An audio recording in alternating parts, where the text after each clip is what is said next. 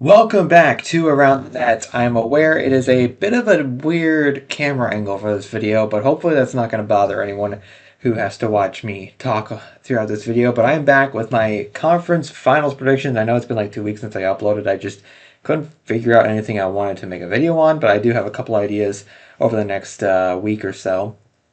But I have to do my conference finals predictions because that starts tomorrow. So I've got to rip those, and man, what a second round it was. There were parts of it boring. Carolina just kind of took care of Philadelphia, no problem there. Colorado, Minnesota had ups and downs. Vegas, Anaheim was just tragic because I really wanted Anaheim to win. But and then obviously Buffalo, Montreal was just actual peak. Amazing series, and it went all the way to overtime in Game 7, so I cannot complain one bit about that one.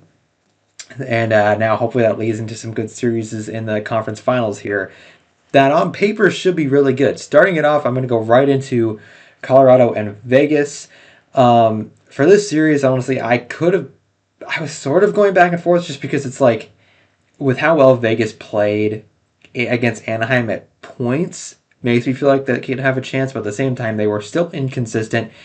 Although I'm not trying to discredit Anaheim, but Anaheim did steal a couple against Vegas, a couple of games where I really felt like Vegas should be able to win, just given the talent on the roster. I mean, obviously they showed it in the final game that they just dominated, and Mitch Marner scored the most disgusting goal I've ever seen in a playoff game. Like, oh my goodness, that was amazing.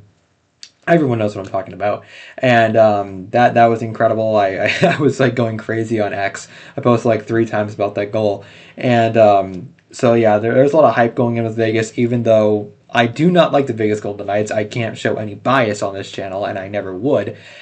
And I just want to make it very clear that it does not influence the prediction at all in any series I do.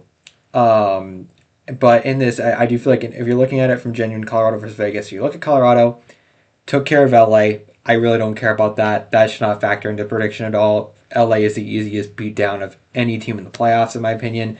And then Minnesota, much more difficult, and gave me a lot more of a reason to believe in Colorado. I still don't believe that they're an absolute for sure thing. Even if they won this series, I don't know if they're a 100% for sure Stanley Cup champion, even if, again, they made the Cup final. But I do have a lot of confidence after seeing them make that comeback in Game 5 to beat Minnesota. Minnesota's a good team. You can't deny that, no matter what. And overall, I mean, again, I just think Colorado is going to come out aggressive. They've been wanting to get the second cup. They've been wanting to get back into the cup final. Conference final already is awesome. Everyone seems to be in a good mood. I've never seen McKinnon happier in my life.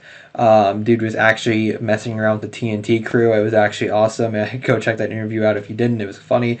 So yeah, I just feel like they're on a whole different level. I will say the only reasons I would be leaning toward Vegas would just because they've kind of got that typical playoff run thing where you have this one player kind of popping off, like Brett Howden, where you've got this depth player who's just going insane in the playoffs. That tends to happen for cup-winning teams, but it's not enough for me to decide against Colorado, and therefore I do have the Colorado Avalanche in 6 games. I could see it going 7, or I could see it going 4 or 5 in Colorado's favor.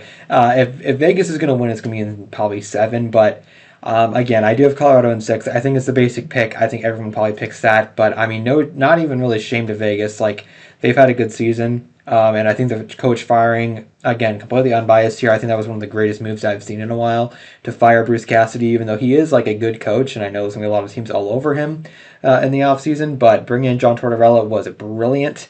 You bring him in, he has worked well with them, and I do think he'll give Colorado a good fight with his team.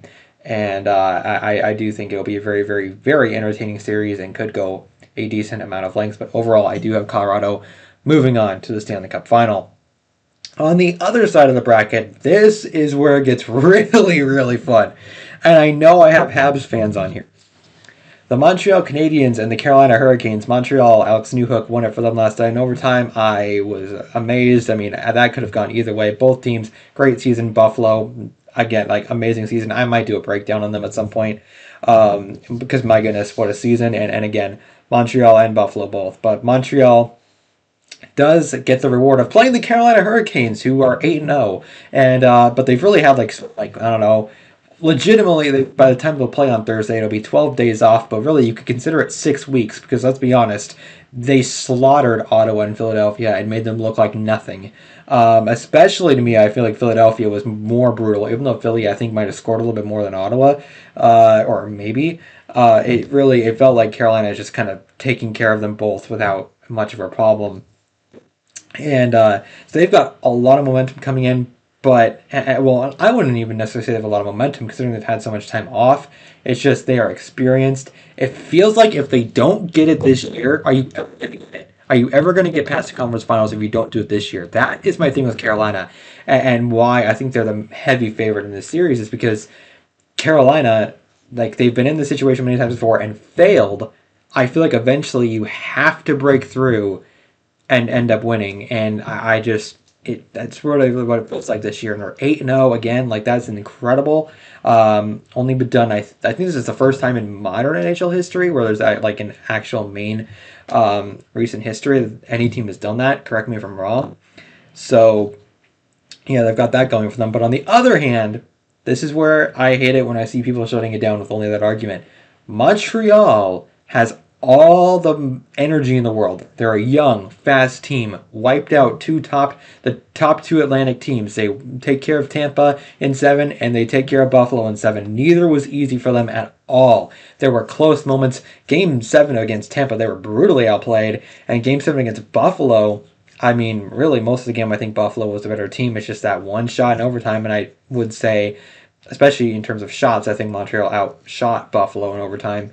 But also when you factor in that they lost 8-3 at home, like it's not been easy, and they fought through it. Jakob Dobes is so chill. That dude is so chill. He looks like he could do this for years and years and years and just never stop.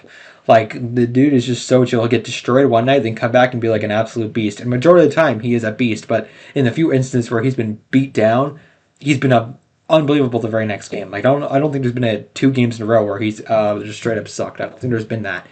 He has been incredible, and I loved after what was it? It was in Game 5 where he was scored on, like what was it? Twice in immediately, or even I think 3 times, and then he bounced back and ended up playing amazing after being scored on early in that game and ended up helping Montreal get the win. So Jakob Dobes, I do think, is a advantage, although Anderson has been good for Carolina. Again, Montreal has been playing recently.